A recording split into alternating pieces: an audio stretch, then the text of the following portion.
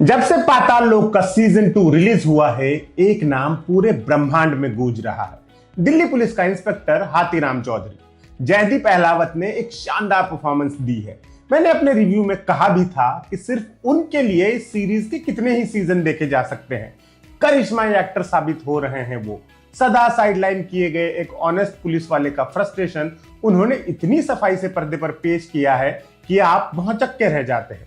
वो ऐसे एक्टर है जिन्हें कई बार कुछ बोलने की भी जरूरत नहीं पड़ती। उनकी आंखें और चेहरे के हाव भाव ही सारा काम कर जाते हैं और ये हुनर उनके पास कोई नया नहीं आया है। बरसों से वो इंडस्ट्री में काम कर रहे हैं और बीच बीच में उन्होंने दिखाया है कि वो कितने टॉप लेवल के एक्टर हैं।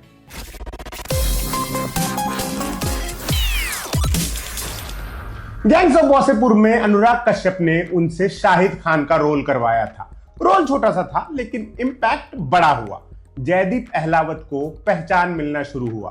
उसके बाद उन्होंने पिछले दशक भर से ज्यादा समय में बहुत काम किया और उम्दा काम किया। आज उनकी ऐसे ही कुछ फिल्मों के बारे में जानेंगे जहां उनका काम खूब नोटिस किया गया। कई जगह तो वो मेन लीड पर भी भारी पड़े।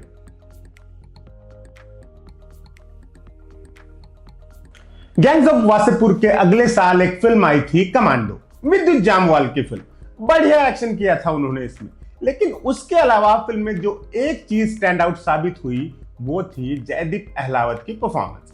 जयदीप ने इसमें अमृत कमल सिंह उर्फ AK-74 का रोल किया था। AK-74 एक लोकल गैंगस्टर है जिसका पंजाब के दिलेर कोट में आतंक है। वो विचित्र है, डरावना है, क्रूर है। उसकी आंखें सफेद है। किसी को मारने से पहले उसे जोक सुनाता है। एक लड़की से प्यार होने का दावा करता है लेकिन उसी के परिवार वालों को मार भी देता है। कुल मिलाकर टॉक्सिसिटी की जिंदा मिसाल है AK-74। जयदीप अहलावत ने इस रोल में दिखा दिया था कि उन्हें अगर जौहर दिखाने की थोड़ी सी भी जमीन मिल जाए तो वो लठ गाड़ देंगे। एक सन की विलन के किरदार में उन्होंने जैसे प्राण फूंक दिए थे। फिल्म चली तो ठीक ठाक थी लेकिन कोई बहुत बड़ी ब्लॉकबस्टर नहीं साबित हुई थी। इसी वजह से जयदीप अहलावत का दमदार रोल थोड़ा कम नोटिस रह गया। अगर आपने अब तक नहीं देखी है तो जयदीप के लिए देख डालिए। ZEE5 और YouTube पर उपलब्ध है।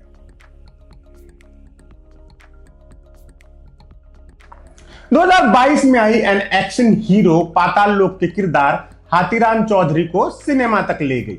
यह प्रयोग कमर्शियली तो कामयाब नहीं हुआ लेकिन सिनेमा समृद्ध जरूर हुआ। इस फिल्म की कहानी थी एक फिल्मी हीरो मानव की जिसके हाथ से गलती से एक फैन मारा जाता है। अब हीरो साहब भागे फिर रहे हैं। क्यों?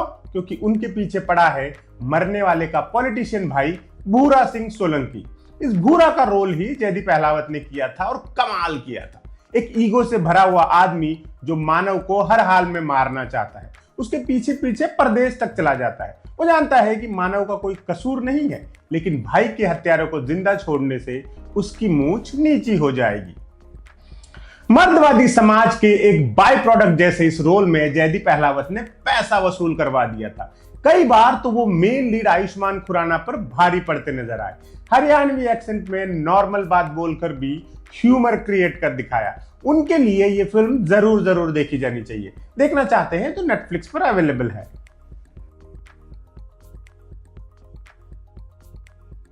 अविनाश अरुण और जयदीप अहलावत जब भी साथ आए हैं कुछ शानदार ही क्रिएट हुआ है। चाहे फिर पाताल लोक जैसी अद्भुत थ्रिलर सीरीज हो या 3 of Us जैसी कमाल की सेंसिटिव फिल्म। 2023 में रिलीज हुई ये फिल्म बहुतों की मस्ट वॉच लिस्ट का हिस्सा बनी। इसमें जयदीप ने प्रदीप कामत नाम के एक शख्स का किरदार निभाया था। ये कहानी थी शैलजा नाम की एक महिला की जिसे डिमेंशिया है। वो अपना अतीत धीरे धीरे भूल रही है। ऐसे में वो एक बार अपने गांव जाना चाहती है जहां उसका बचपन बीता था। यही मिलता है उसे प्रदीप कामत। बचपन का वो प्यार जो ढंग से डेवलप भी नहीं हो पाया था। प्रदीप बचपन में शैलजा से प्रेम करता था लेकिन कभी कह नहीं पाया ढंग से। अब बैंक में नौकरी करता है और रोजमर्रा की जिंदगी में फंस कर रह गया है। शैलजा के आने से उसके जीवन में हलचल मच गई है।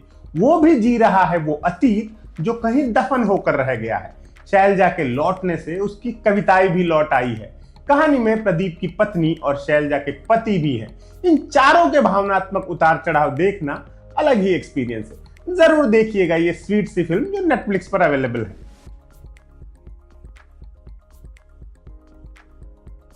2023 में ही जयदीप की एक और फिल्म आई थी जाने जा, एक मिस्ट्री थ्रिलर फिल्म जो सीधे नेटफ्लिक्स पर रिलीज हुई थी।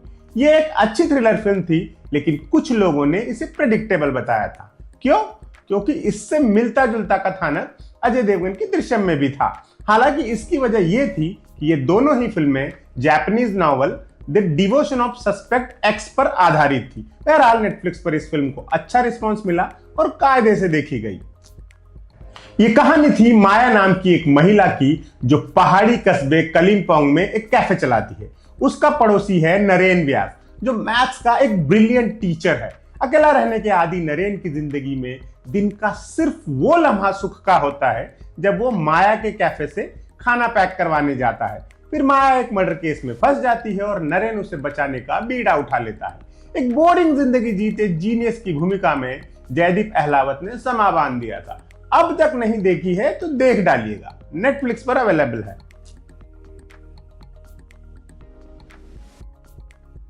आमिर खान के बेटे जुनैद खान की डेब्यू फिल्म में उनसे ज्यादा चमके थे जयदीप अहलावत। महाराज में उन्होंने टाइटल रोल किया था। महाराज यदुनाथ ब्रिजरतन उर्फ जेजे का। जेजे एक स्वघोषित महाराज है जिसकी हवेली में धर्म की आड़ में दुनिया जहान के गलत काम होते हैं। एक सबसे घिनौना काम होता है चरण सेवा, जो महिलाओं के शोषण का ही ग्लोरीफाइड नाम है। ये सब जेजे के भक्तों को भी पता है, लेकिन वो इसे दैवी आदेश मानते हैं। करसन मुलजी नाम का एक आदमी इस व्यवस्था के खिलाफ आवाज उठाने की हिम्मत करता है और बाबा का दुश्मन बन जाता है। एक पाखंडी बाबा के रोल में जयदीप अहलावत ने इस फिल्म में दमदार काम किया था। इनफैक्ट उन्हीं की वजह से इस फिल्म का बार ऊंचा उठता है। वो अपनी आंखों से डराते भी हैं और अपनी हरकतों से चिढ़ भी पैदा कराते हैं। कई क्रिटिक्स ने उनकी परफॉर्मेंस के लिए फ्लॉलेस, एफर्टलेस जैसे शब्दों का इस्तेमाल किया था। अगर आप ये फिल्म देखना चाहते हैं तो नेटफ्लिक्स का रुख कीजिएगा।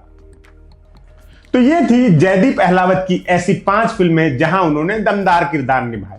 आजकल लोग ये कह रहे हैं कि अगर उन्हें पान सिंह तोमर या मकबूल जैसी कोई स्क्रिप्ट मिल जाए तो उनका नाम भी इरफान की लीग में लिया जाने लगेगा। हम भी दुआ करते हैं कि जयदीप अहलावत को खूब सारा वर्सटाइल काम मिले और वो छा जाएं। आज के एपिसोड में इतना ही, फिर मुलाकात होगी। नमस्ते।